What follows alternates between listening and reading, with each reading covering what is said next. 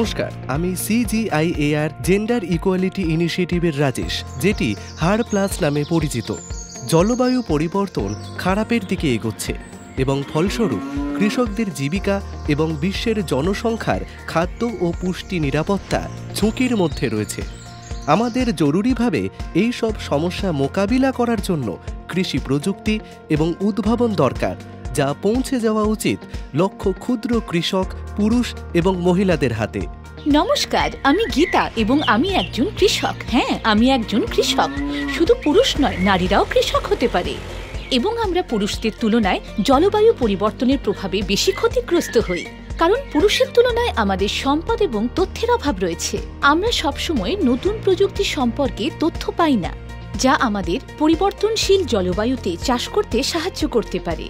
কখনো কখনো আমরা প্রযুক্তিগুলি সম্পর্কে জানলেও সেগুলি ব্যবহার করে উঠতে পারি না, কারণ সেগুলি ব্যবহারের জন্য প্রয়োজনীয় উপাদানগুলি কেনার অর্থ আমাদের কাছে থাকে না, কিংবা সেগুলি প্রয়োগ করার প্রশিক্ষণ আমাদের দেওয়া হয় না। লিঙ্গ সমতা উদ্যোগ বা জেন্ডার ইকুয়ালিটি ইনিশিয়েটিভে আমরা জানার চেষ্টা করছি যে কিভাবে বিভিন্ন প্রয়োজনীয় প্রযুক্তির সাথে আর্থ সামাজিক প্রশিক্ষণ এবং আরও নানা রকমের ক্রিয়াকলাপকে একত্রিত করতে পারি বা বান্ডেল করতে পারি, যাতে প্রযুক্তিগুলি মহিলাদের কাছে পৌঁছে যেতে পারে এবং তার সাহায্যে তারা নিজেদের জীবনে উপকৃত হয়। আমরা এই ধরনের একাধিক উদ্ভাবনকে একত্রিত কিংবা প্যাকেজ করাকে সামাজিক প্রযুক্তিগত উদ্ভাবন বান্ডেল বলছি।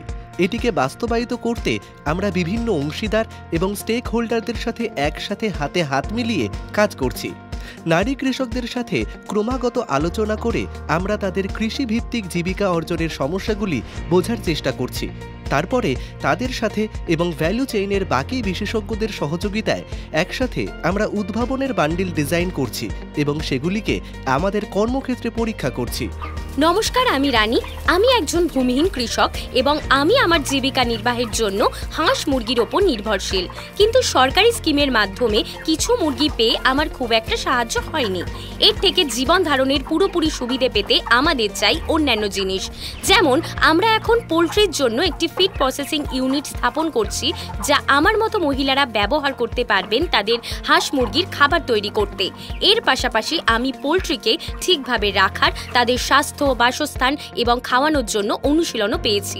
আমাকে বাজার সম্পর্কে তথ্যও দেওয়া হচ্ছে, যাতে আমি মুরগির ডিম ও মুরগি ভালো দামে বিক্রি করতে পারি। আমি পেঁয়াজ চাষ করি। আমার কাছে এখন এমন পেঁয়াজের জাত সম্পর্কে তথ্য রয়েছে যা রোগ প্রতিরোধী এবং বেশি ফলন দেয়, এবং আমি এখন এই পেঁয়াজের বীজও সংরক্ষণ করতে পারি।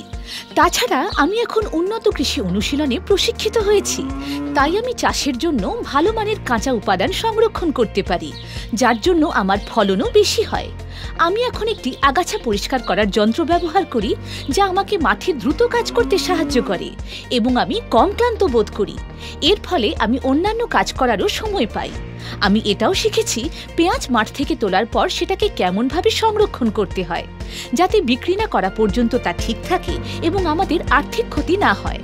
এই বিষয়টি খুবই গুরুত্বপূর্ণ যে নারী কৃষক, যারা সমস্ত কৃষক সমাজের অর্ধেক, তারা নতুন কৃষি প্রযুক্তি সম্পর্কে জানছে এবং তা ব্যবহার করতে পারবে। এটি সমাজে খাদ্য নিরাপত্তা এবং পুষ্টি নিশ্চিত করতে সাহায্য করবে এবং আমাদের জলবায়ু পরিবর্তনের সাথে আরও ভালোভাবে খাপ খাইয়ে নিতে সাহায্য করবে। নারীরা শুধু জলবায়ু পরিবর্তনের কারণে ক্ষতিগ্রস্ত হয় তা নয়, আমরা মনে করি তারা কৃষি ও খাদ্য ব্যবস্থাকে আরও মজবুত করে গড়ে তোলার ক্ষেত্রে অগ্রণী ভূমিকা নিতে পারে।